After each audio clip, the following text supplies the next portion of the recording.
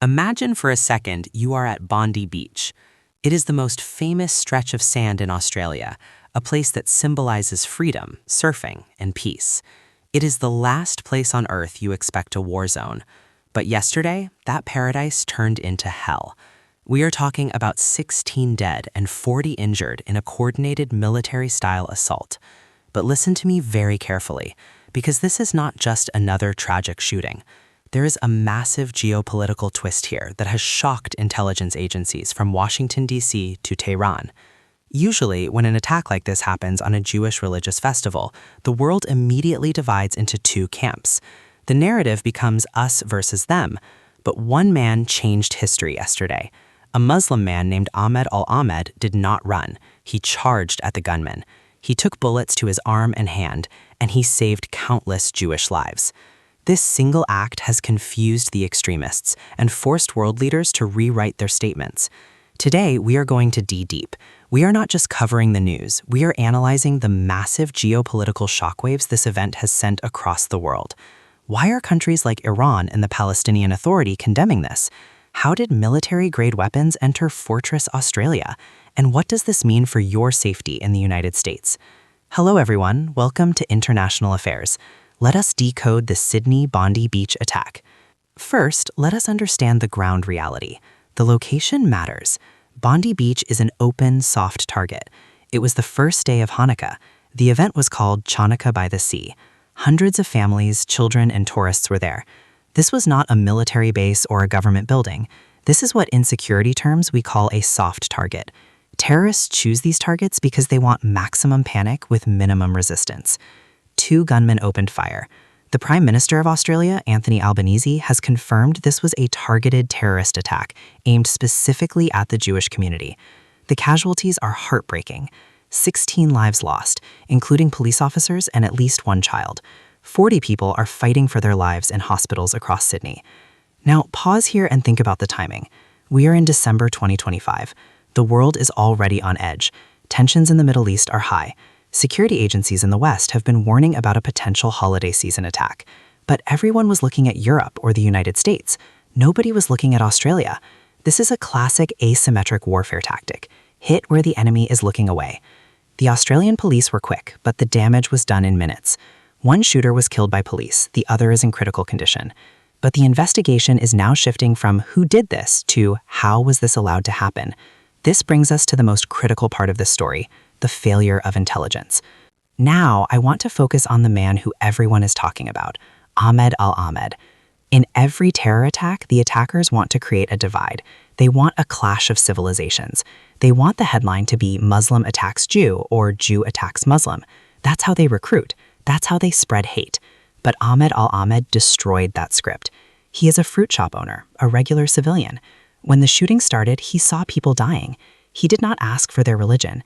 He tackled the gunman from behind. He wrestled a rifle away from a terrorist. He was shot twice, but he held on.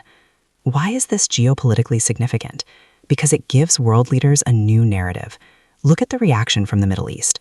Usually, in conflicts involving Jewish targets, statements from the Middle East are very calculated. But this time, we saw immediate condemnation. The Palestinian Authority condemned the attack, rejecting all violence. Iran's foreign ministry condemned the killing of innocent human beings.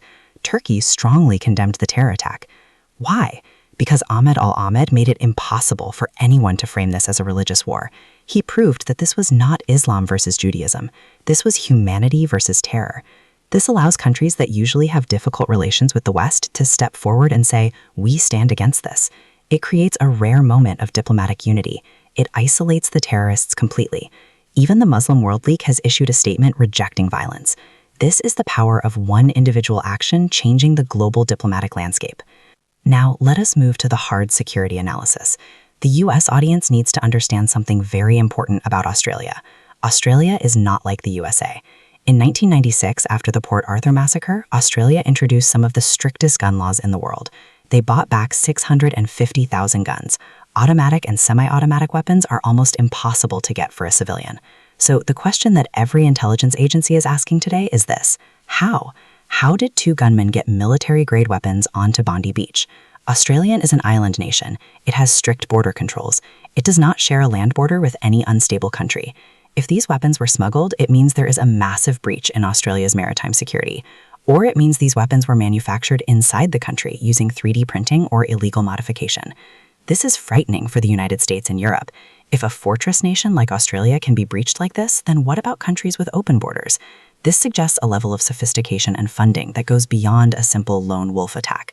This looks like organized infrastructure. This is why President Donald Trump has called this a terrible attack. It is not just sympathy, it is concern.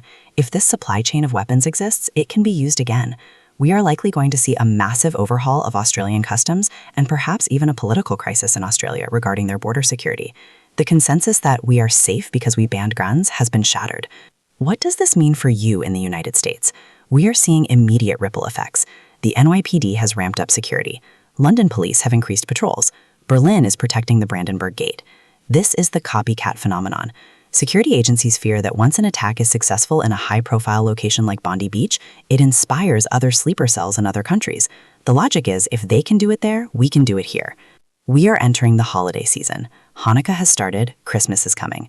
These are times when public gatherings are at their peak. This attack in Sydney serves as a wake-up call. It forces the U.S. Department of Homeland Security to reevaluate their threat levels for soft targets, like shopping malls, beaches, and holiday markets. Also, look at the political angle. President Trump's statement was very specific. He called it purely anti-Semitic. This reinforces the U.S. stance of absolute support for the Jewish community. But notice the nuance. He did not attack a specific country or religion. He attacked the ideology of the shooters. This shows that the administration is careful not to disrupt the diplomatic unity we talked about earlier. They want to keep the focus on the terrorists, not on a wider religious conflict. So where do we go from here? The next few days are critical. We need to watch for 3 things. First, the identity of the surviving shooter. Who trained him? Where did the money come from? If a state actor is found to be involved, this could escalate into a major diplomatic crisis. Second, the condition of the hero, Ahmed al Ahmed.